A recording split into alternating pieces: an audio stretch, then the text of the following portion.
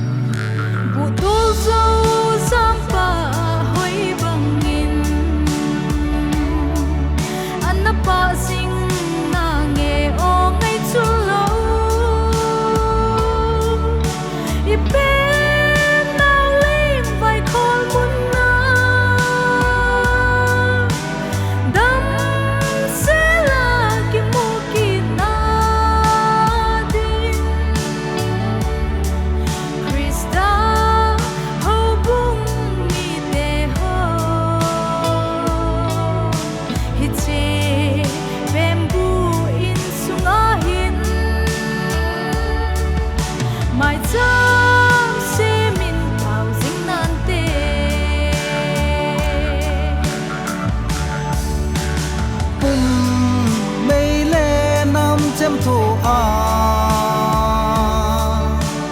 nam pi hen ko kai nahi bulha ding tu ka hitai ka in sung mi le go dei sang kanam mi te zo ka i joy ka kol thong to hin gam dai no ya Dougal Melma no ding KACHETAI pahenga ta bin inamadi lei sira ki hen yong le hen khang ki van gamadin ki mo din ki nem te chitan damseltan ogole chitan damseltan he uthan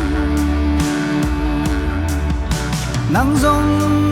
damseltan hoineo